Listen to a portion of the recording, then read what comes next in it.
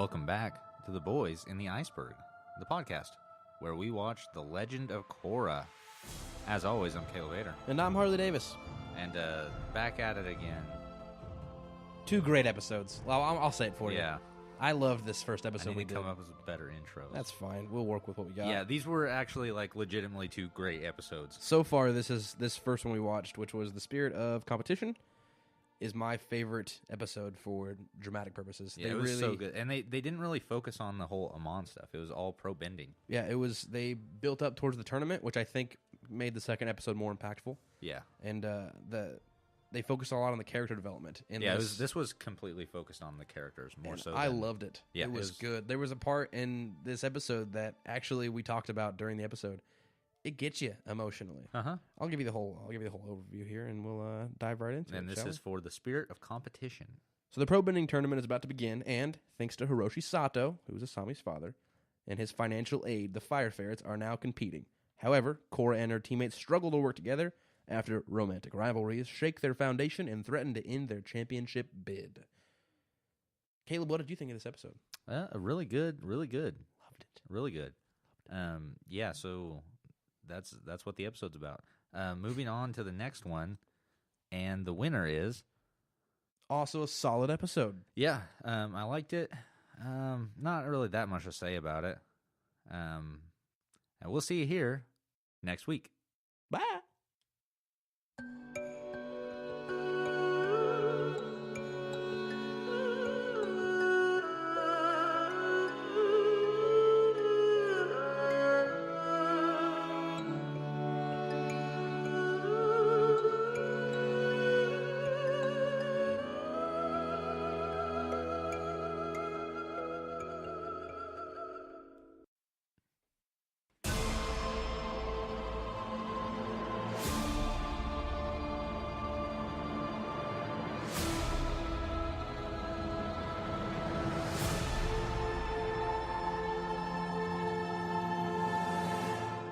Welcome back to The Boys in the Iceberg, the podcast where we watch The Legend of Korra. As always, I'm Harley Davis. And I'm Caleb Vader.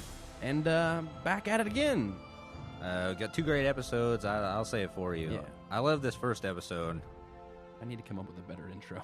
Yeah, that's fine. We'll work with what we got. Yeah, these were actually legitimately 2 great episodes. So far, this first one we watched, which was The Spirit of Competition, is my favorite episode for dramatic purposes. Yeah. It really... Yeah, it was so good. They didn't really focus on the whole Amon stuff. It was all pro bending. Yeah, it was. They build up towards the tournament, which I think made the second episode more impactful. Yeah. And they focus a lot on the character development in this. This was completely focused on characters more so than... And I loved it. It was good. There was part of this episode that actually we talked about during the episode. It gets you emotionally. I'll give you the whole overview here, and we'll dive right into it, shall we? And this is for The Spirit of Competition. So the pro bending tournament is about to begin, and thanks to Hiroshi Sato, who is Asami's father, and his financial aid, the Fire Ferrets are now competing. However, Korra and her teammates struggle to work together after romantic rivalries shake their foundation and threaten to end their championship bid. Harley, what did you think of this episode? Really good. Loved it. Really good. Yeah, so that's what this episode's about. Moving on to the next episode, and the winner is... Also a solid episode. Yeah, I liked it. Not really that much to say about it. And we'll see you here next week. Bye.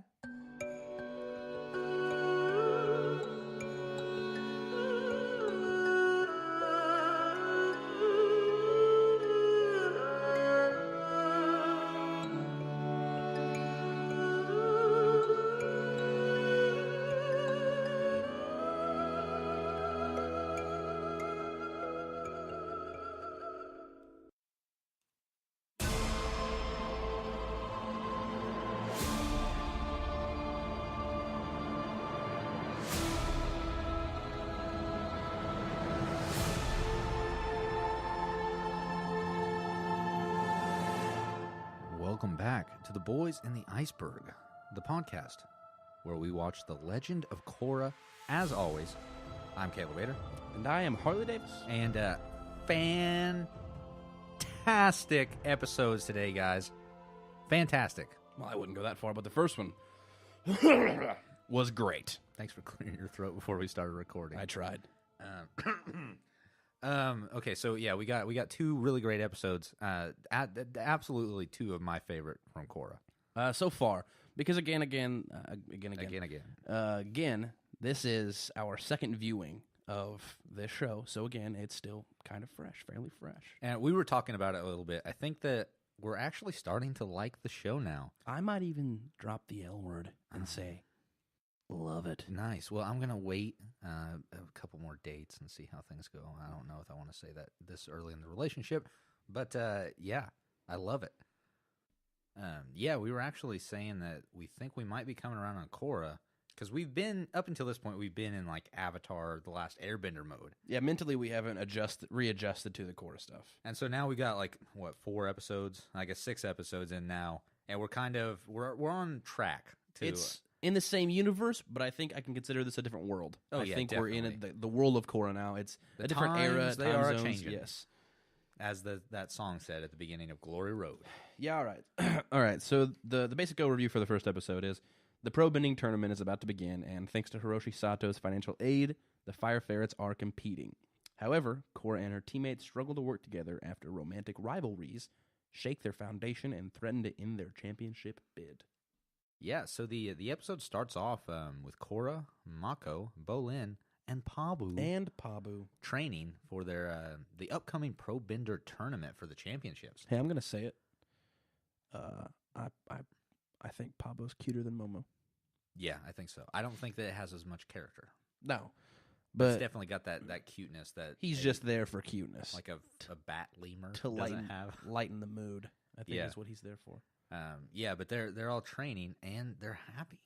Things are going pretty good for Team Avatar. This new incarnation of Team Avatar. Hey, I'm just saying it. I'm just gonna say it. You back off.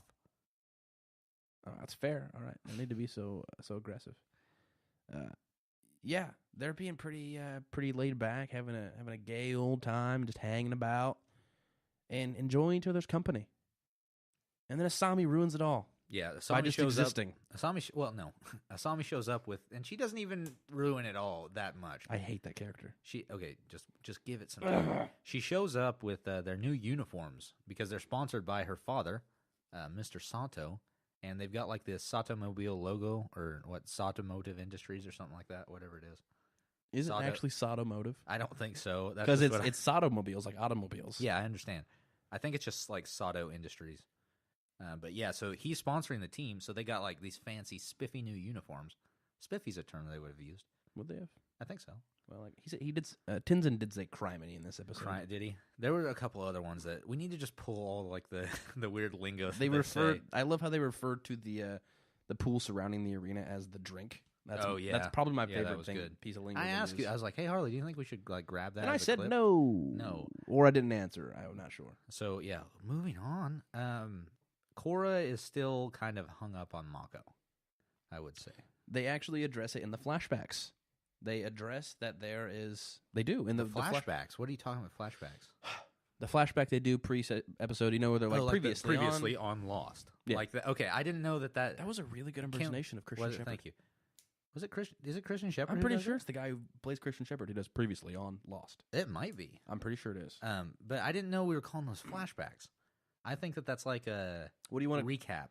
Recap? Recap's okay. the term. Yeah, recaps. We're going to do recap. Yeah, all right. So on the recaps, they address the love triangle they have there. They say Korra is smitten for Mako. Mako doesn't really have, share the same eyes for her. He doesn't care. That we've seen so far is what it says. And then they say, but Asami has shown up and has stolen Mako's heart.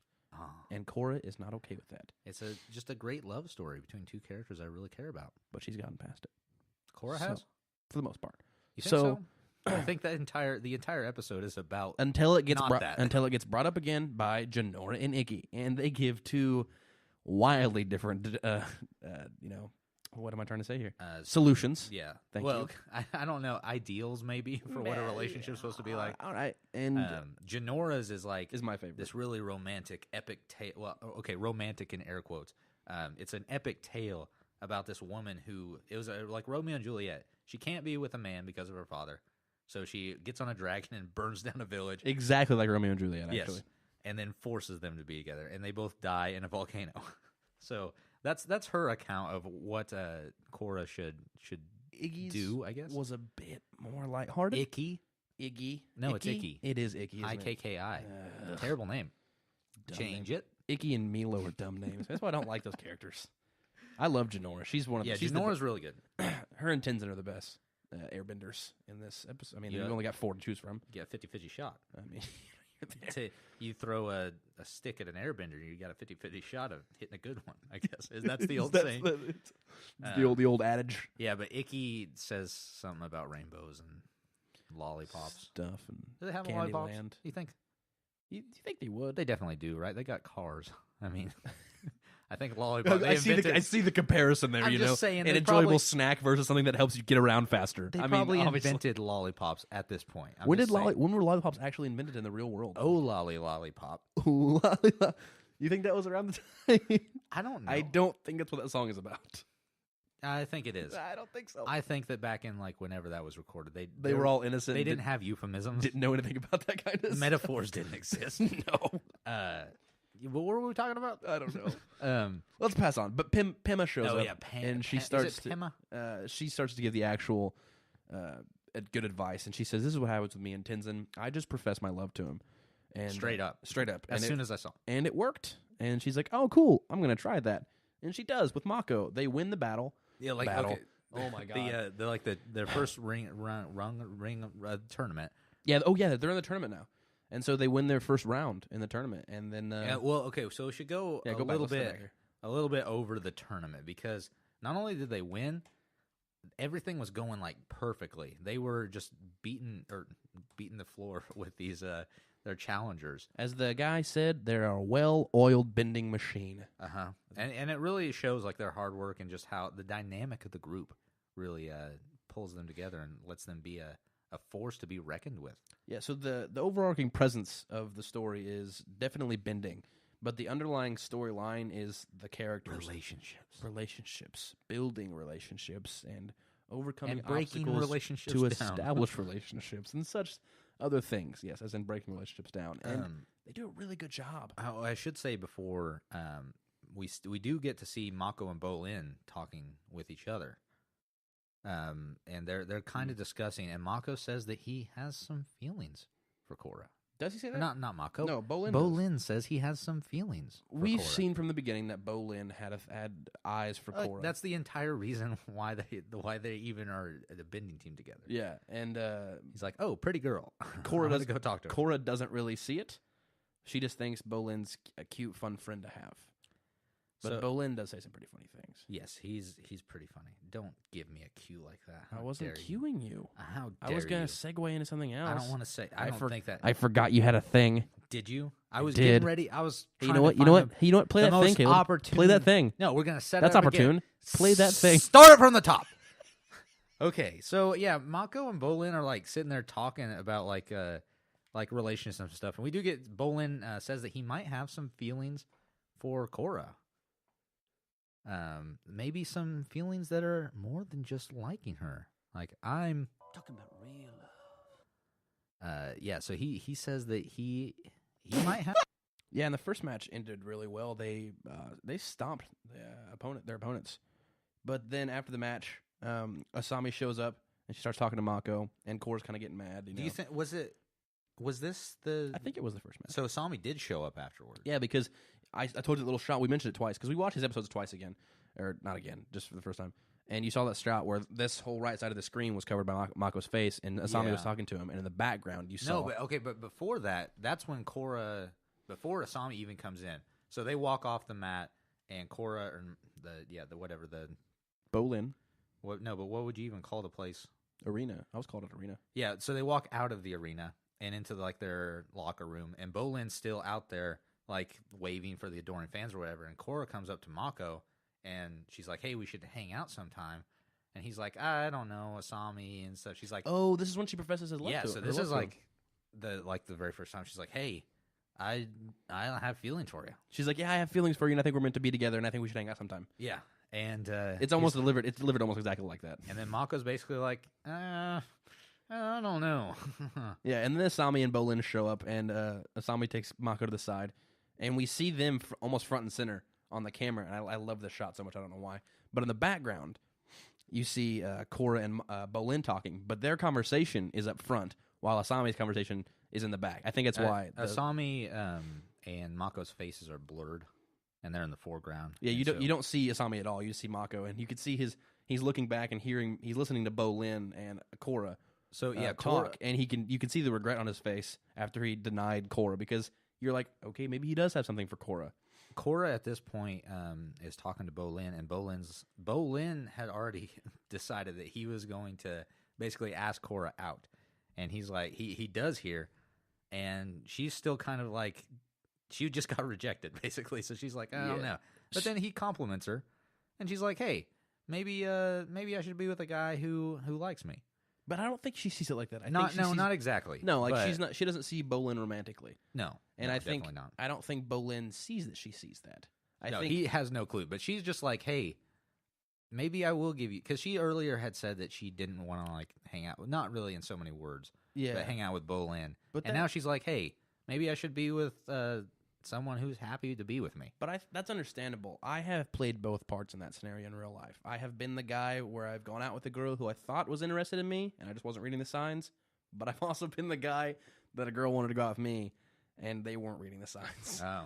And I was like, okay, I guess I'll just be with this person because they give me respect and they cherish my. Yeah. But okay, so I don't think that Korra was even doing it out of that. She was just not be with, as in. I don't think they were on the same page, and they didn't know that, but they still went forward with it. No, but what I'm saying, yeah, that's exactly. So Korra wasn't. She didn't want to, and sounds like just the stupid like high school drama. Yeah. I don't know, what are we talking about right now? I love it. But let's get into it. Korra didn't see being with him in that moment as like being with him. She was just like, okay, right now I need to be around someone that wants to be around me. They were ignorant to the other's agenda. Yes. Exactly. Proceeding. Thank you. One more time. Take it away. All right. And so they go on their little date thingy, and they have a good time. And Bolin takes her out to this little place. It's a traditional water tribe cuisine. And she's like, I miss this. And she's like, I miss miss this. Terrible green They're noodles. eating this terrible green noodles. Terrible. You're just going to repeat everything that I say. I'm not going to just repeat everything you say. Okay. But yeah, so those awful green noodles. They look disgusting. I bet they tasted great, though. I think they're like seaweed. No, they didn't taste It makes great. me really want ramen. You shut your mouth. Ramen. Green ramen. I miss ramen. It's like, because like Aang always thought that the water tribe stuff was trash, garbage. Whoa. Well, no, he like sea kumquats or whatever it was. Oh, yeah. Yeah. Yeah. Yeah, they weren't great. Yeah, but apparently Mako is really into the water tribe cuisine because he says that's his favorite place. Yeah, like he's digging it. And so they have their little outing.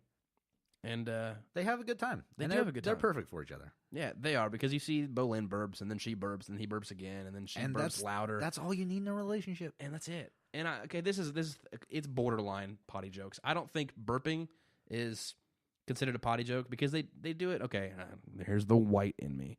They do it in Rick and Morty a lot. Burping. I'll never watch it. That's fine. You don't need to watch it. I'll never watch it. It's not something you need to watch. But he burps a lot in that show, and I find it sometimes amusing. It's his character, but if it were to be like, if they would have had like a fart off, I'd have been like, I hate this show. Like, throw this show in the toilet where it belongs. Scooby Doo?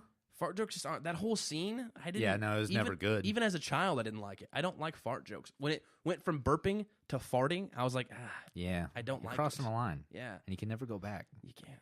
Just like Jack Reacher 2. Oh my god, because the subtitles never go back. No, I got it. That's bad. Yeah, so back to Korra. What were we even talking about? Things. How many times am I gonna say what are we even talking? Dude, we tangent so much. We're almost going into a tangent by just saying. Yeah, that's it. That takes so me let's back. talk a little bit more about tangents. We just went into a tangent. Okay. Yeah. So Korra and Bolin, Date. Bolin and Korra, Mako and Asami. Asami and we didn't get much of Asami or Mako in this episode. Tenzin. Or together at least. Tenzin shows up. We weren't talking about that, but yes, he does show up. In what context? Is it this episode? Is it this episode? Yeah. No. I don't remember. Oh yeah, because they're all talking. They all go back to training, and they're having a good time. Yeah. No. Okay. So what it is, go on to the next match, right? So this is the semifinals, and they're not doing so well because. Oh no! Wait, hold on. Okay, back up. Oh my God! Give me like some beeps, like we're backing up. Beep beep beep. Okay, that's good. Beep. Okay, so we're backing up Beep. after this all had happened. Before the second like match for the semifinals, Mako comes to Korra and he's like, "What are you doing with Obolin? You just gonna like lead him on or whatever?" Okay, yeah. And then he says that he might have some feelings for Korra, and so Korra takes this as a opportune time to just come in and plant a big old kiss. No. Yes. Because then, yes. No. Yes. No. Yeah. This is when they're out in front of the stairs, and she calls. They have their little tit for tat thing, and he goes, "Well, you're just like crazy or something like that." And she goes, "Well, you're a liar." And then they leave. They leave, and they go into the match, and they have the match, and they're doing weird things. They're not. Oh, is that the episode? No, because we then, watched this episode twice, Caleb. How do we forget? How are we doing this? No, because then in the second episode, Bolin already knows because he'd seen them. So, or the second match, I mean. So at the beginning of the second match, Bolin had seen them kiss. So it probably happens sometime between then and that, and this and them, where they. So regardless of the timeline, Korra plants a kiss on Mako, and then he kisses her back, and Bolin walks up with some flowers. Yeah, and this is where it was actually emotionally it was supposed to be emotionally jarring for the audience to watch in this moment because you see them For the audience or for you? Hey, getting a little personal here. I kind of teared up a bit. I don't know if the mic's gonna pick this up. My eyes kind of welled up. I got Do you want me to scream, speck whisper? of dust in my eye. Do you want me to scream, whisper? No, that's worse. Okay, sorry. Yeah, all right. So I kind of you felt it though. You felt it in your heart of hearts. Yeah, you really felt bad for Bolin. It got you because he stood there for a second, and he had the flowers, and he looked at them. He was just struck you. The music was getting you, the scenery was getting you, and then he does the old. And it's kind of a cathartic that Kasora and Kasami, that Korra and Mako were getting together because you feel with Korra, she's like our main character. You want what she wants, basically. But you like Bolin. Yes, and that is you're torn. You are. And I don't know how to deal with it. I don't know how to rectify this with my worldview. Well, they do a cool thing that Joss Whedon always does, and he says, make him tug on your heartstrings, give him an impactful emotional moment, And then tell punch him in the throat. And then no, That's not. I no thought that's physical what violence here. Joss Whedon No, said. Joss Whedon says, and then tell a joke, and that's what they do right here. They make it emotional, and you feel for Yeah. Bolin, and then Okay, he so, balls I wanna- out okay. like this ridiculousness. So yeah, what happens is Korra kisses Mako, and then Mako kisses Korra back, and then the camera pans over, and we see Bolin standing there like awestruck, and then Mako turns and looks to the camera and goes, "He's right behind me, isn't he?" No, that's not what happened at all. What are you talking about? Were you not watching the same show I was watching? I was watching. Okay, all right. So, anyways, so you guys remember back in 96? Can You Feel the Love Tonight? Remember at the very end when Nathan Lane and Pumbaa, whatever his name was, bawled their eyes out at the end of the song? So we're That's what Bolin did when he saw he Timon bawled. wait. So we're talking about Lion King. Are we? I don't know. You're the one that's speaking. I'm making a reference. I'm making a very vague, So Lion King. long reference. Because here. you said, do you remember in 1996 in "Can You Feel the Love Tonight," which is the name of the song? Are we talking about Lion King? I think that's what you're alluding Have you to. seen Lion King? With Pomone and Pumbaa? Yeah, those two. Yeah.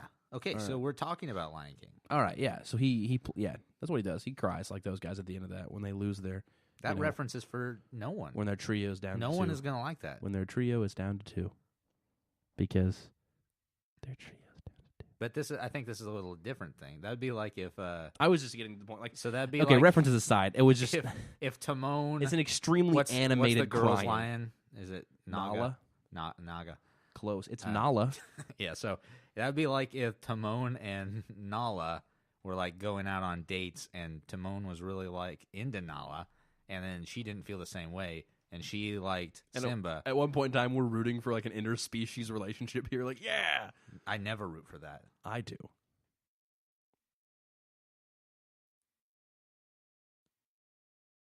Oh yeah, so Bolin immediately runs off, and this just makes Mako and Korra like go at it.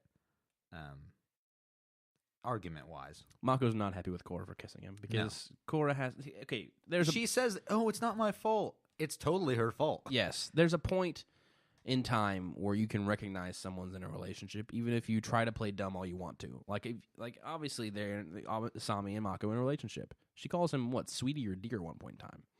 And that's the highest form of relationship you can get. No, that's the lowest, actually. But... And so you can respect that at least. Not be a little homewrecker, Korra.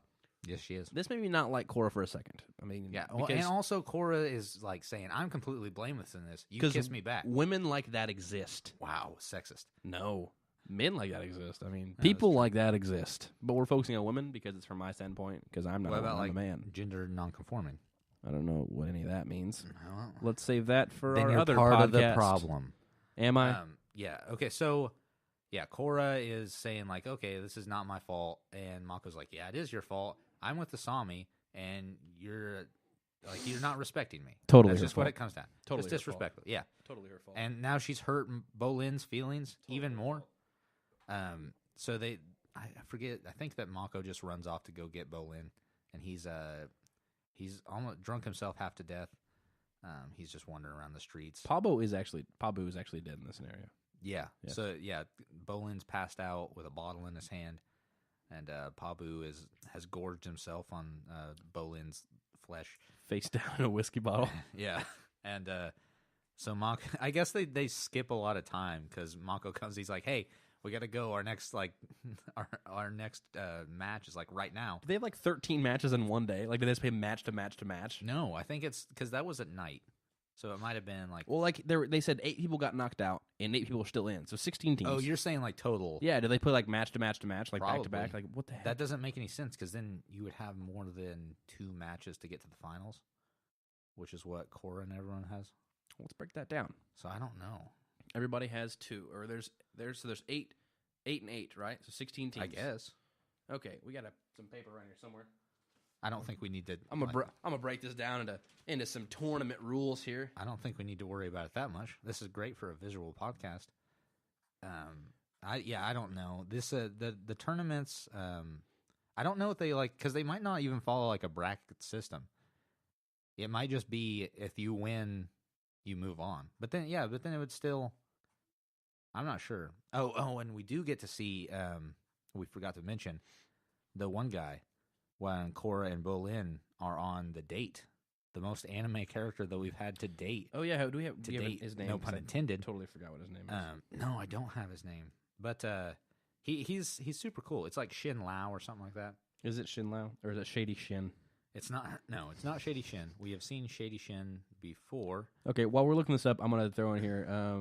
Every winner should play 4 rounds. Every what? Every winner should play 4 rounds. What do you mean? In the no, but it's only 2. They only play 2 rounds. Oh, you mean per game? Oh, sorry, no games. Every winner should play 4 matches. But like every winning team should play 4 matches. That's not how that works because they only play 2. So work back from that. Did they say 16 teams?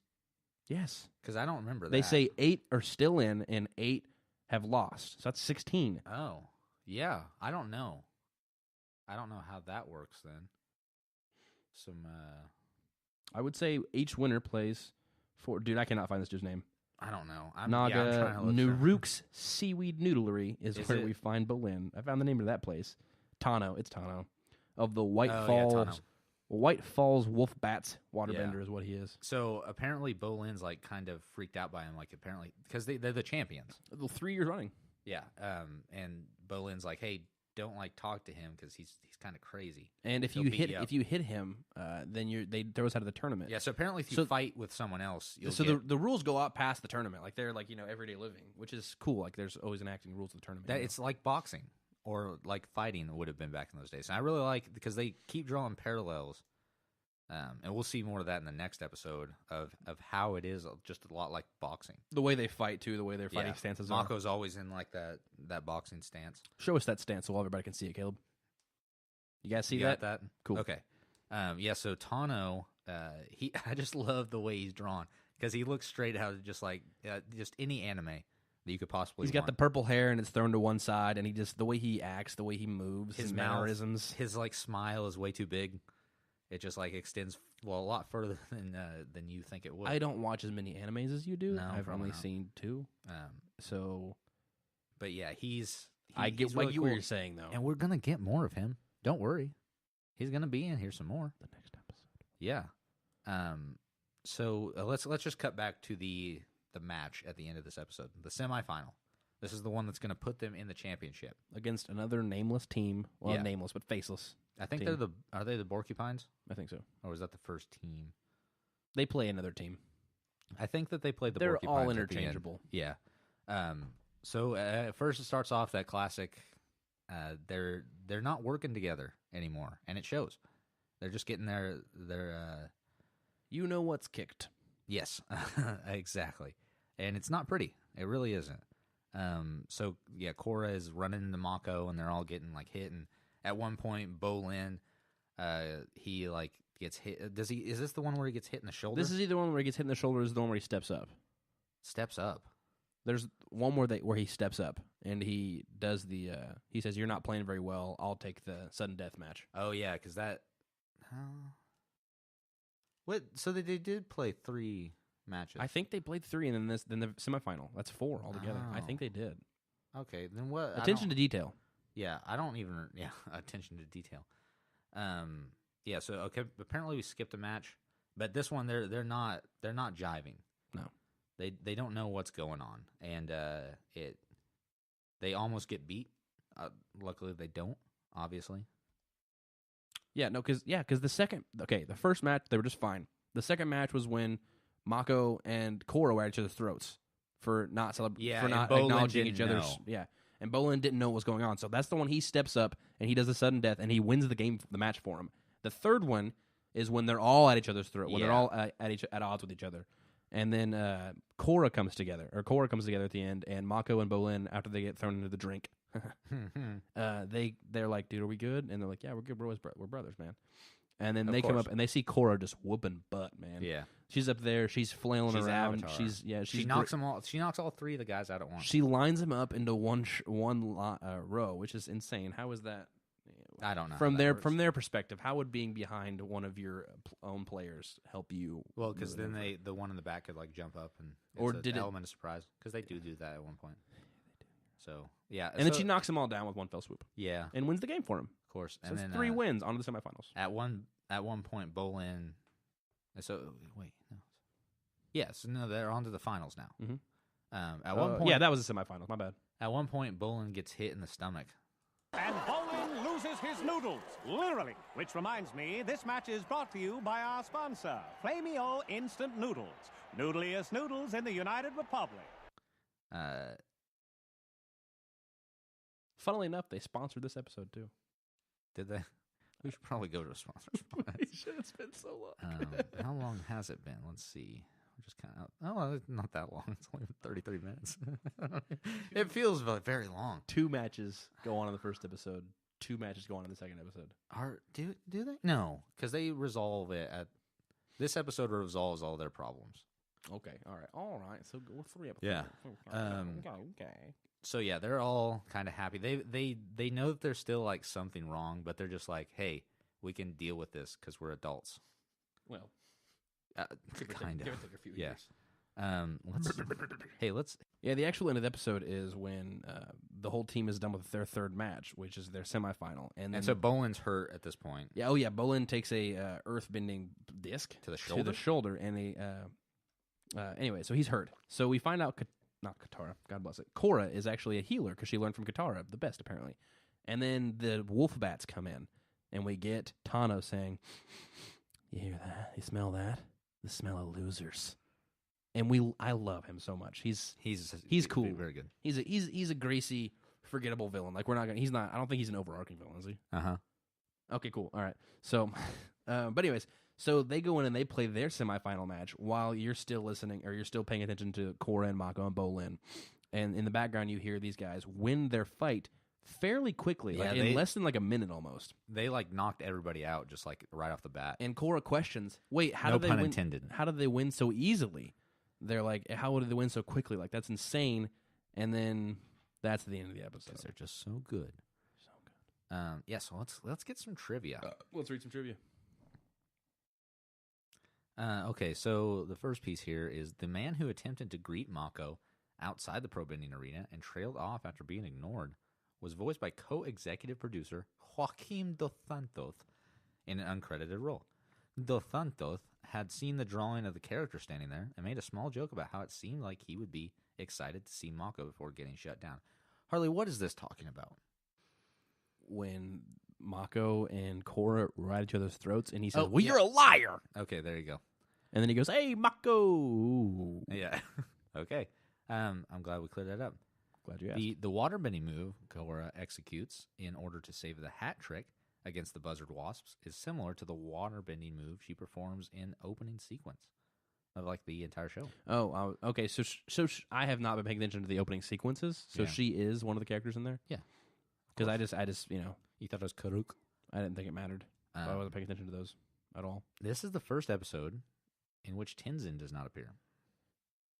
Really? He's not in there till the second one. Oh, he comes in. He does come in. Well, because we watched these together again. They felt like one big long episode because of the tournament. Yes. It starts and ends in these two episodes. They might have been paired together. I don't know. Maybe. Probably not. I'm not sure.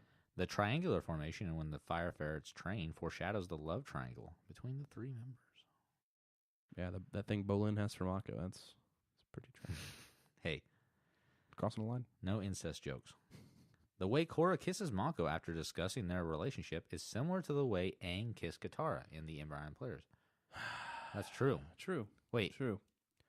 Oh, yeah. They did that. Yeah, so that was the one where she just straight up rejected him. Yeah, when she slapped him in the face and said, "Get the heck out of here." Did she slap him in the you face? Tool. And she water bent him over the board. Did she slap him in the I face? have no clue.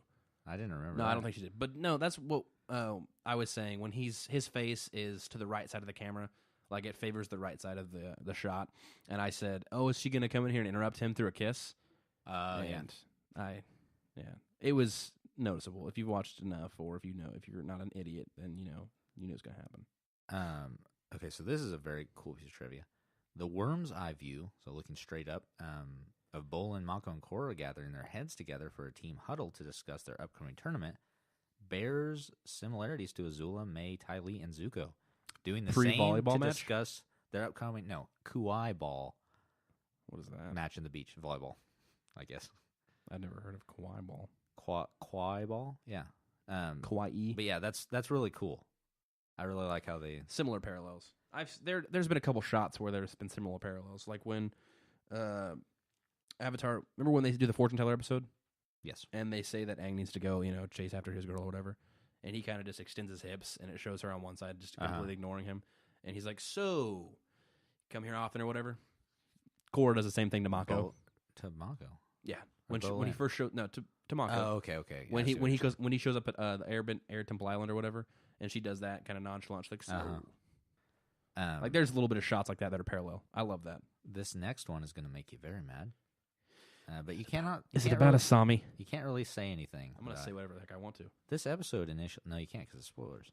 This episode initially included dialogue in which Asami offers Korra some skin products and remarks about how she is looking forward to spending some girl time with Korra. Spoiler.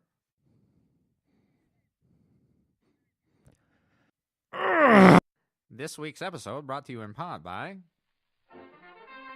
Narook Seaweed Noodlery, where you can come on down and enjoy a hearty, authentic Water Tribe noodle dinner. Come on down this Wednesday and enjoy our 50% off noodles. That's almost half price noodles. Every single Wednesday.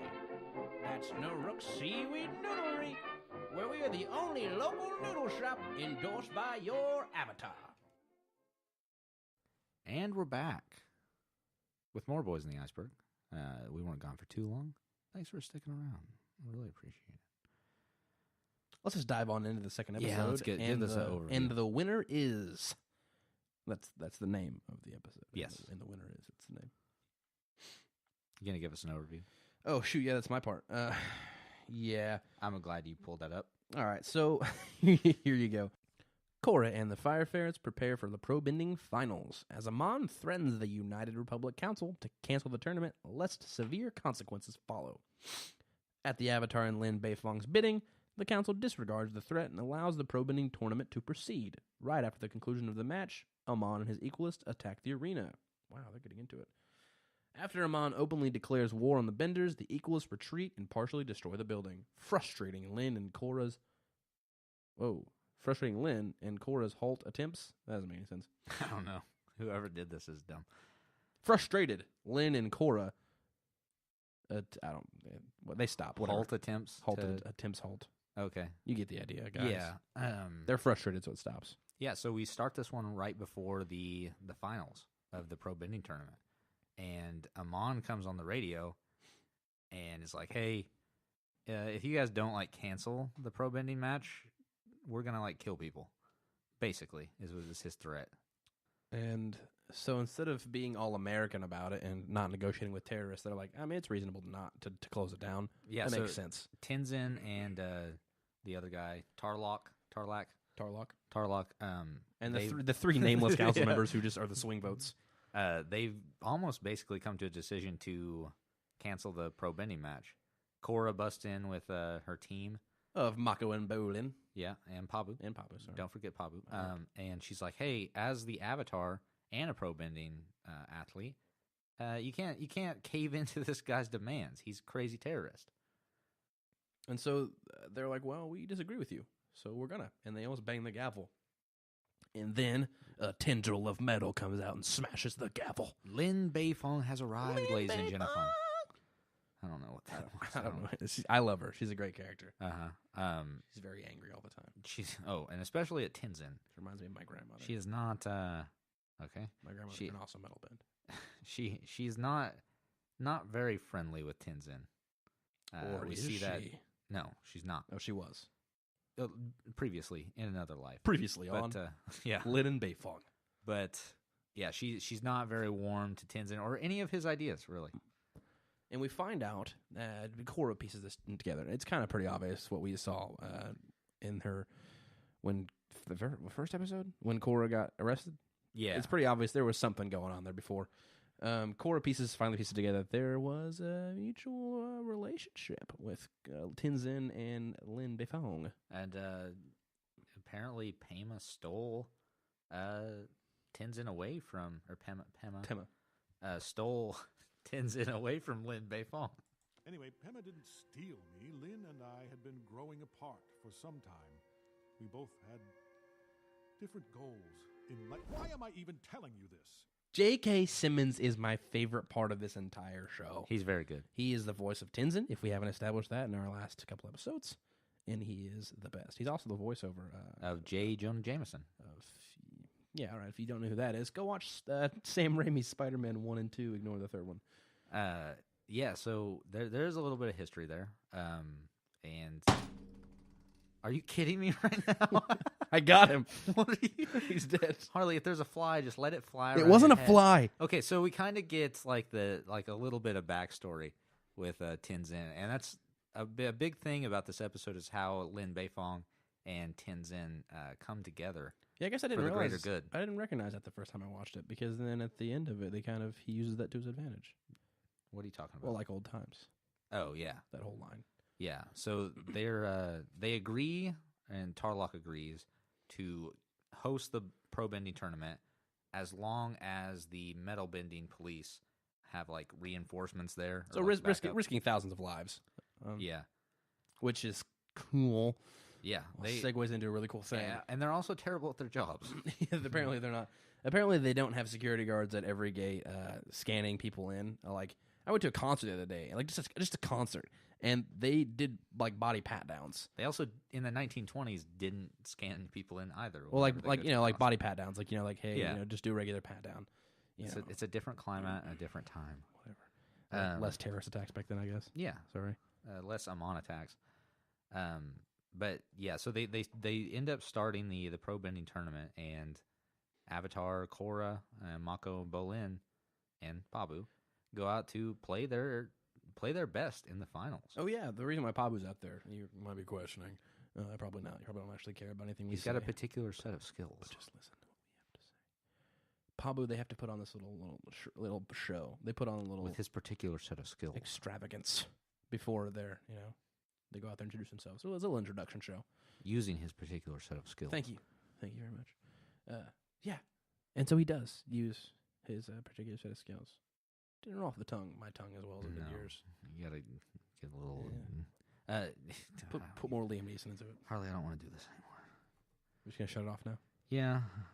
So they go out and they're gonna face the wolf bats. Is that what they're called? The wolf bats, And which are really cool. They actually have a wolf bat outfit on. Yeah. They So dress like bats. the intro for like the fire ferrets is Pablo goes out and like walks on his hands and jumps through all. and there's like 5 people that clap after that. Yeah, but then the returning champions, the 3-time world champions of pro bending, come out.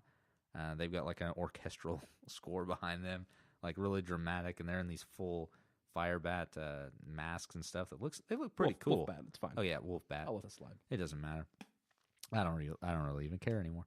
But yeah, they do look pretty cool and pretty intimidating. So they've got this the whole showmanship part of this down.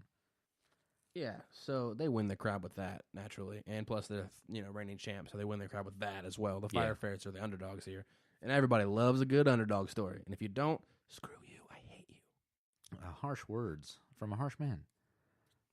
So things take off and they start the match, and it's not going well for the Fire Ferrets. Sorry, as we've seen many times before, but this time I don't know if they're going to pull through. There's a different variable at play here, and it's the wolf bats cheating. We finally find out why, perhaps, they won their last match, their semifinal match, so quickly. It's because they've been paying off the refs. And they cheat. They immediately... So, there's little rules here. You always have been seeing the same games we have. It's over and over again. There's certain things that you don't see. In the last episode, Korra got hit with a cheating penalty she was holding with, like, water, I guess. So the refs do recognize fouls. So we hadn't seen any, like, fouls except for, like, Korra knocked that guy when off. Korra first played, yeah. They didn't know over the what side. she was doing. But really, there haven't been too many penalties. But immediately, the guy, Tano, surrounds his fist in water and goes directly for Korra's face, which is...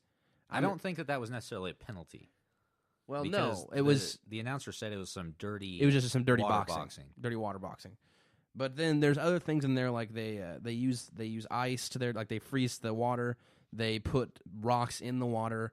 They use earthbending out of their zones. Yeah. What's some other stuff they do?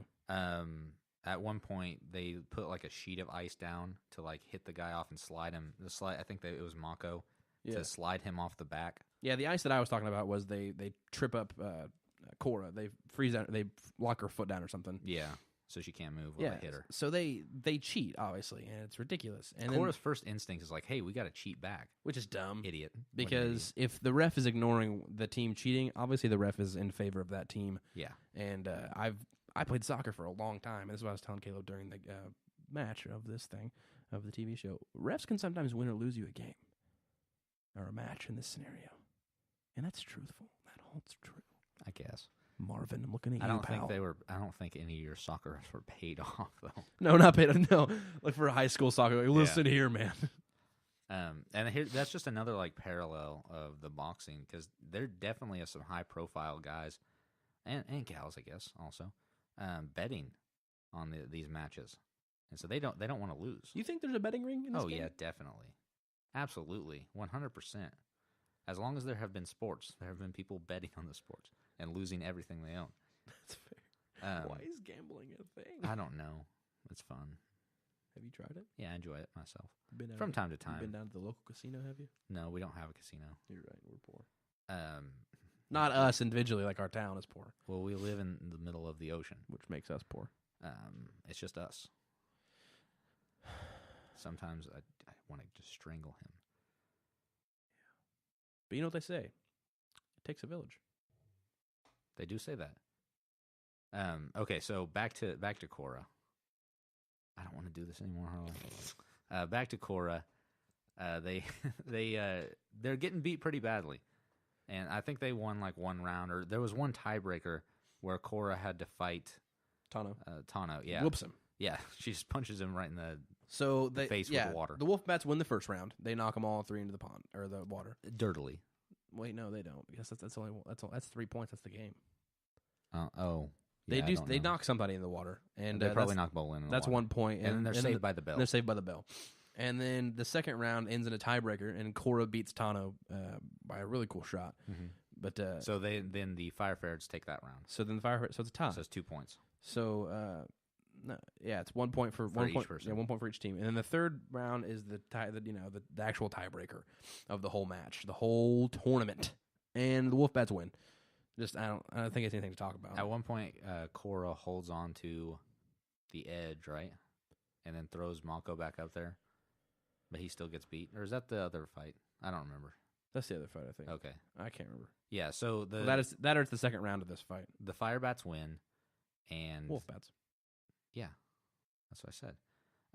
So they win, and then Amon shows up, and it's really cool the way that all the forces like come out, and because he's got people hidden in the crowd. Yes, let's back it up a second. Tano actually sits there with his, invisible belt. He doesn't have a belt yet, but he sits there and he goes, "Who else wants to take on the reigning champs?"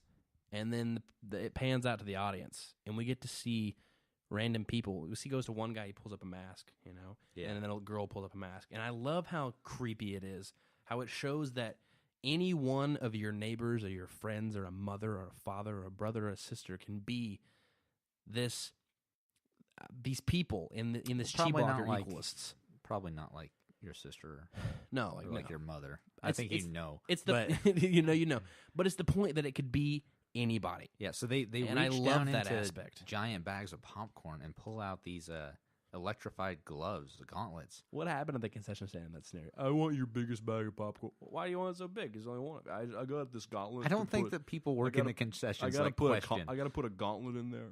They don't question. They don't question. Why do you?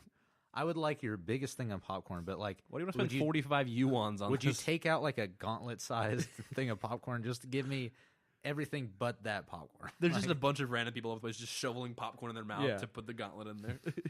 Yeah, but they have like these electrified gauntlets that are portable or like chi blockers. They can block chi without having to know the art of chi blocking. Was it that or was it electrocuting them? It was chi blockers. It He was said chi- anyone he can did be a say chi anybody blocker can be a now, chi blocker. which is crazy. Yeah, you don't need. And so apparently the metal police, is that what are they called? What's the actual? Republic City Police. Okay, so Republic City's finest. yeah, the metal benders, their armor is immune to the martial art of chi blocking, but it's not immune to these electric gauntlets. No, which is awesome. And so you see Tenzin look over after he's outraged about the ending of the match, and you get a little banter between him and Beifong, which is cool. I like how they established that sometime through this series. I didn't show. like it. Yeah, shut up. But so they establish that there's a little bit of a rapport there, and then he looks over. It's a slow motion shot, and he sees that there's another character in the audience, and he goes, oh no, sugar honey iced oh no, tea. stop it. We can't. That's been copyrighted, isn't it? No, it's You not. can't copyright a saying, can you? Yeah, probably. You can but, copyright. but they can't. You can't copyright that. What are you talking about? You can copyright. That's a phrase. Okay, so you can't copyright You phrases. can probably. I don't know. So I don't know. I'm not I a don't know, copyright I don't know how it lawyer. works. No, but then Amon like opens like this little, this like door or something. It's like it's probably like a drawer, or not a drawer, but like a cabinet, and like the viewpoint of the camera is looking at Amon as he reaches into this cabinet, and then he grabs one of those gauntlets and he goes, "I'll do it myself," and then he pulls the gauntlet out, and then we get to see him up on the middle of the arena. Going to face the Firebats. He presents himself, the Wolfbats, and he presents himself to the entire, and basically the entirety of Republic City, because there's thousands of people there, and the full force of the Republic City's finest. And so you're kind of like, wow, man, he's gutsy. So it's all part of his plan, though. Yeah. It's all part of his agenda. And he brings down, I'm assuming, his closest, most trusted security guards. Hydra And- Bob. Yeah, and Hydra Bob. Hydra Bob's there. And he comes down, he threatens Republic City and tells them his plan and whatnot. Takes out the everybody surrounding the arena, and then goes up on his way, and then blows up the arena. Well, no, but the first thing you forgot to mention, he goes to fight the Firebats, and they. My God! I just you just glossed over glossed that. right over it. And we also didn't talk about how Korra, Mako, and Bolin are all tied up. Oh yeah, because they had lost the previous fight because they got knocked down. Yeah, and they did the coolest thing when she ice bends, or whatever you would call that. Oh, How yeah. It's like crystalline for a second. They create the water as spreading snowflakes across. Yeah, that was really cool. It was pretty cool. But yeah, so they're tied up, and then Amon is up on the stage. I don't know what would you call that? The boxing ring. The ring. Ring. Okay, Right. it's kind of a ring. But yeah, he's up on there with the fire bats, and he is. They're like, oh, you want to take on the fire bats? And they start like bending at him and stuff. And He did places where he like dodges maneuvers. That's so cool. and then he like grabs the main guy, The anime-esque guy, Tano. And Tano's like, I'll give you all the money from the pot. So there's probably a lot of gambling going on if there's the pot and everything. Just don't take away my bending. And Amon just like looks up, and does he look into the camera? Maybe, I don't know. But we don't see it. We see his hand go towards his face, and then the camera pans out to show the arena from under it, and then you hear that Inception boom, and then they push them overboard. Yeah, into the drink. And then Amon gives this speech. He's like, "You sit here, and you cheer and celebrate for these cheaters. Well, benders have been cheating the people of this city for such a long time." So, what? That's basically what he says. He's like, every day there's this bender that takes my lunch money, and he's just like, and now it's time that we're gonna take it back. Anyone can be a chi blocker now, and we're gonna take the bending away from the city. Your greatest power is that no one is you. What? And that's what makes you special. What are you talking about? That's what I heard him say. He didn't say that. Hey, listen here. If you're going to paraphrase some stuff, But then he blows the arena up. After leaving. Yeah. On a blimp. Yeah, and so Korra has gotten out at this point, and she's like trying to get up there. And Lin Beifong comes in, swinging like George of the Jungle throughout the lesser known of the Tarzans. Well, I mean, he's George. He is of the jungle. Yeah, he is not that's of true. the flies. Okay, I guess. But yeah, Lin Beifong, she's swinging around, and she launches Korra up to the. I think that Amon's commandeered an airship. Yeah. From the police, and that's when she goes up there. You can see the camera pans out. I'm gonna keep calling it panning out. I'm sorry, even though it's animation. Technically, it's still the same thing. But yeah, so the camera pans out, and it shows all the airships that did surround the. At the very beginning, we saw them surrounding the entire facility are now on fire and sunken in the bay, and that's so awesome.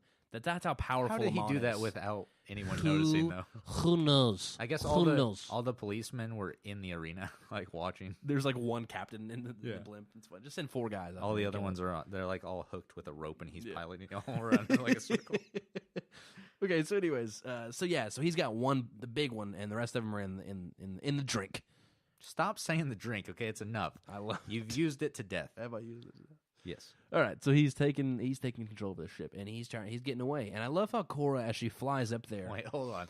Before we get any further, I understand we have to go back to when these guys first came out. Wow. Okay, when they first put their mask on and stuff, because we did pull a clip from this that is shoot. It's so funny because the announcer guy has been like calling these games, and you sort of know the character now. You're getting a feel for what the character's like. He's a lovable character. Yeah, and he's like broadcasting. He's a radio host. And so if you're a disc jockey, he's somewhat relatable. We got this clip. This is from after the people had started, or the chi blockers had started causing havoc.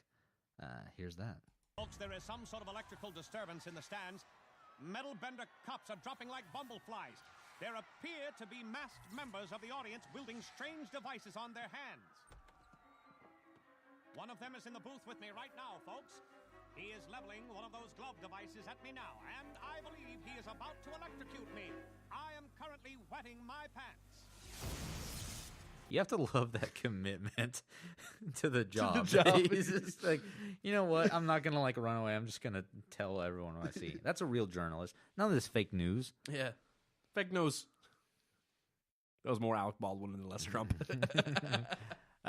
Yeah, so Amon gets away, right? Because Korra can't really do anything. Yeah, but the way I love Amon's demeanor in this, he's so calm, cool, and He collected. knows everything that's going to happen. He knows he's in planned it. charge. Yeah. And so as he goes back into the blimp, the undercarriage of the blimp, Korra shoots her fireball up there, and he just casually just gets off and ignores the fireball as it engulfs almost everything around them. People are jumping out of the way. His lackeys are jumping out of the way. He doesn't care. He doesn't care. He just stands there. And then he fly by. And they kind of sit there for a little bit.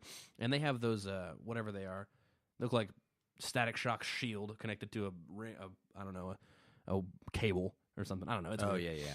But so it's just still dangling, and Korra's on it for some reason. I don't know. She's not climbing or anything. She's just hanging on. And then she gets knocked off, and they have their little fight. There's a cool little choreographed fight between her and Hydra Bob, and then Lin Beifong is taking out the other faceless lackeys. And it's a neat little fight. So Korra and Lin have come together because they previously Korra. I don't think Korra ever had a problem with Lin, but Lin does not like Korra at all. And we find out that's because of Tenzin. And so Tenzin tries to tell her, "Hey, it's because Tenzin that pushes her over to helping Korra." Yeah, because in previous because Korra and Lin, they're not that different. scenes. Is what I was trying to If say. you just look past, beauty's only skin deep. And if you just look past it, Wasn't that the catchphrase to that movie Species? is it? Yeah, beauty's only skin deep, and she's a really hot girl underneath. She's an alien, just trying to recreate her species. I don't know. I've never seen that movie. It's a sex-filled action piece. It's ridiculous. Oh, sounds. Go watch Species. That's Harley's. That's this week on Harley's movie pick of the week. Harley's Movie Corner. We'll have a better name for it next week. We won't do it next week. We won't. Okay. Everything's all right in the world, right? At the end of Amon this gets episode. away. Lin and Korra are on the same page. They respect each other now. And Kind Tenzin simply says, "The war has begun." Yeah. So now things are going to get ramped up real good. Getting heated up in Republic City. Yep. Let's get some trivia and let's wrap this up, right? Let's wrap it What do up. you say? Before Amon is heard over the radio at the beginning of the episode, an advertisement from Cabbage Corp can be heard. The voiceover of the radio describes Cabbage Corp as Republic City's trusted name in technology for over 50 years. This would mean that Republic City was, to some extent, up and running by 120 AG. A mere 20. I feel like we've had this piece of trivia before, right? No, we dove into some mathematics. No, but it's so okay. So Did we? Yeah, because the trivia before this would mean that Republic City was to some extent up and running by 120 AG. Was about is different, but they use the same tag. Yeah, all right. So they're just like, okay, we're gonna wrap this up as a different piece of trivia, but it's the same.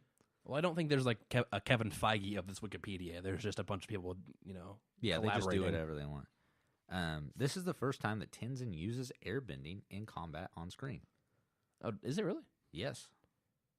I guess that's fair. guess. I pointed out when Mako and Bolin first did their actual fighting, and Do we even see him do all that much?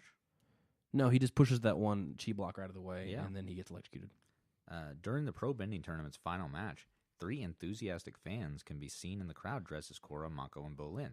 This is most likely a shout-out to the real-life fans who cosplay as their favorite characters. No, it's totally that. Also, you mentioned that, remember the salivating guy from Avatar? Yeah. On Kyoshi Island? Yeah, the girl dressed up as Korra does this, like, a similar motion where she throws her hands up in the air and, like, is real wavy on the way back. I don't know how to describe it. I don't know other than either, that. but, do your research, find out who we're talking about, Yeah, guys. I think I did see in a previous episode they were going to have a foaming mouth guy. You just made that up? I think it was going to be, like, a fan of Amon. Really? Yeah, but they That would have decided been to cut it funny. out. It would have. Yeah, with that, I think that's going to do it for us. Yeah. You got anything else to say, Harley? No, I just say that I agree with your last statement. That will do it Thank for you. us. Guys, thank you so much for listening.